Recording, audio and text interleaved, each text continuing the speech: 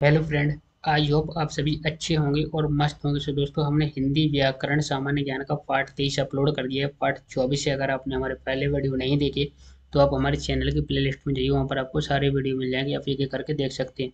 तो चलिए स्टार्ट करते हैं। यहाँ पे है क्वेश्चन है फर्स्ट, जीव का पर्याय है, आपको बताना है जीव का पर्याय क्या है। ठीक है, तो ध्वनि, रचना, जीव या वचन।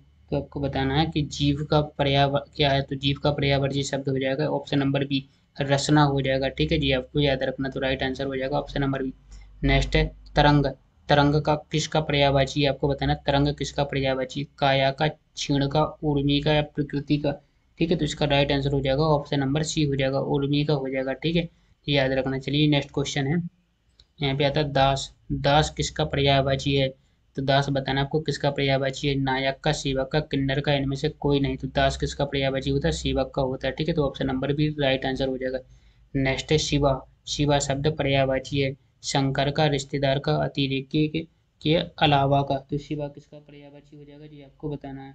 तो शिवा, तो इसका राइट आंसर हो जाएगा ऑप्शन नंबर डी हो जाएगा, अलावा। तो शिवा किसका शिवा शब्द पर्यायवाची हो जाएगा, अलावा का। चलिए नेक्स्ट क्वेश्चन है, यहाँ पे आता है शांति। शांति शब्द का समानार्थी नहीं है, आपको बताना शांति शब्द का समानार्थी नहीं है क्या, आकाश, मौन, चुप्पी, नीरवता।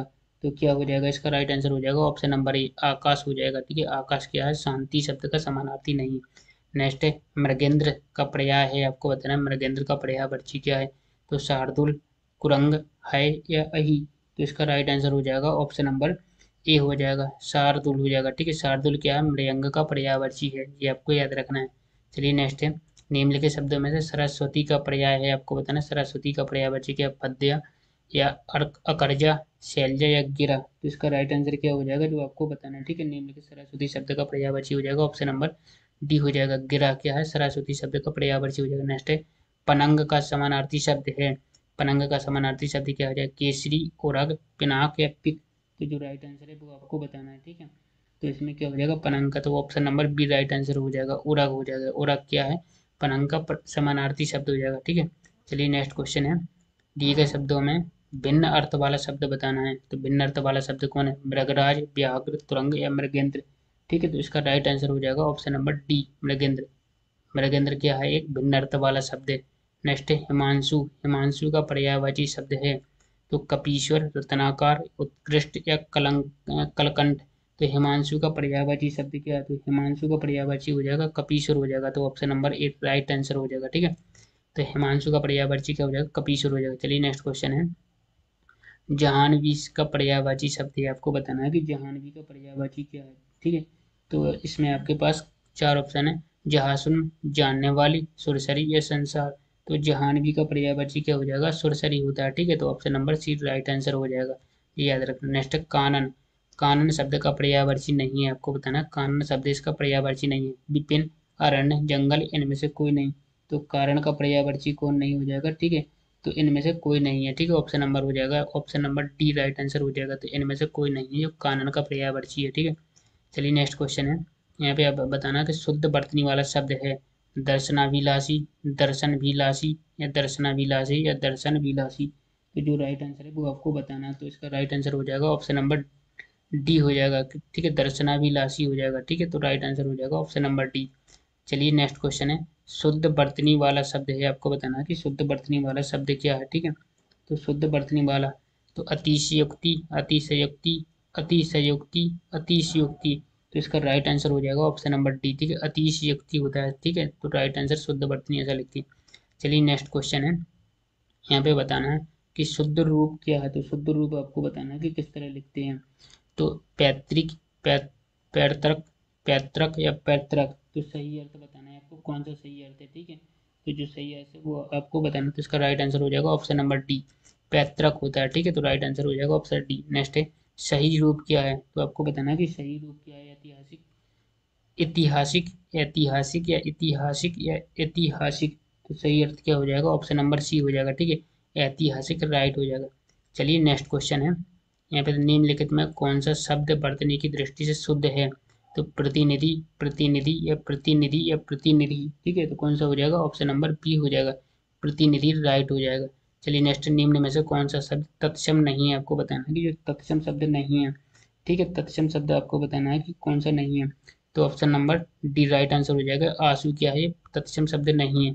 चलिए नेक्स्ट क्वेश्चन है, देश में जन्मा शब्द कहलाता है, देश में जन्मा शब्द क्या कहलाता है, आगत, विदेशी, देशज, इनमें से कोई नहीं। तो देश में जन्मा शब्द क्या कहलाता है, देशज कहलाता है। तो option number C right answer हो जाएगा। ठीक है, चलिए नेक्स्ट है गाड़ी। गाड़ी शब्द है, आगत है, विदेशी है, विदेशज या देशी। तो गाड़ी क्या है, एक देशी शब्द है, ये आपको याद रखना, देशी शब्द हो जाएगा गाड़ी। चलिए नेक्स्ट क्वेश्चन है, यहाँ पे विदेशी भाषा से आए शब्दों को क्या कहते हैं, विदेशी भाषा से आए शब्दों को क्या कहते हैं। ठीक है, तो जी आपको बताना है कि विदेशी भाषा से आए शब्दों को क्या कहते हैं, उसको आगत कहते हैं। तो option number D right answer हो जाएगा। नेक्स्ट, निम्न में से मुस्लिम शासन के प्रभाव से आया शब्द कौन सा है, मुस्लिम शासन है, मुस्लिम शासन के प्रभाव से आया शब्द कौन सा हो जाएगा, गिलास, हवालात, बाड़ा, रेल।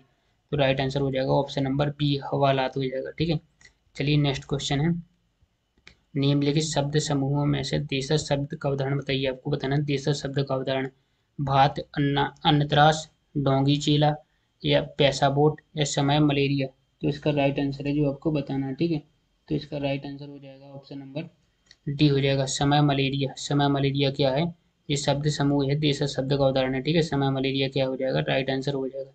चलिए नेक्स्ट, निम्न में से शब्द पारसी शब्द का उदाहरण बताना है आपको, फारसी शब्द का उदाहरण कौन सा है। ठीक है, तो फारसी शब्द का उदाहरण बताना, अक्ल, अल्लाह, औरत या आवाज। फारसी शब्द इनमें से कौन सा हो जाएगा, आवाज हो जाएगा। ठीक है, तो राइट आंसर हो जाएगा ऑप्शन नंबर डी। चलिए नेक्स्ट क्वेश्चन है, यहाँ पे बताना अलमारी। अलमारी शब्द है पुर्तगाली, पश्तो, फारसी या अरबी। अलमारी कौन सा शब्द हो जाएगा, ये आपको बताना। तो अलमारी हो जाएगा, पुर्तगाली शब्द हो जाएगा। ठीक है जी, याद रखना है। चलिए नेक्स्ट है, फ्रेंच। फ्रेंच भाषा का शब्द है रूबल, बहादुर, अंग्रेजी या पठान। तो फ्रेंच भाषा का शब्द क्या हो जाएगा, तो अंग्रेज हो जाएगा। अंग्रेज क्या है, फ्रेंच भाषा का शब्द है, ये आपको याद रखना है। ठीक है, चलिए नेक्स्ट क्वेश्चन है, यहाँ पे केला। केला का तत्सम शब्द है कदरलिका, केलका, कदली या कदलिका। तो केला का आपको बताना है तत्सम शब्द को क्या हो जाएगा, ऑप्शन नंबर सी हो जाएगा, कदली हो जाएगा। ठीक है जी, याद रखना। नेक्स्ट है हल्दी। हल्दी शब्द का तत्सम शब्द क्या है, हरद, हरिद्रा का, तो हल्दी का, या हरद्र का, या हरदी।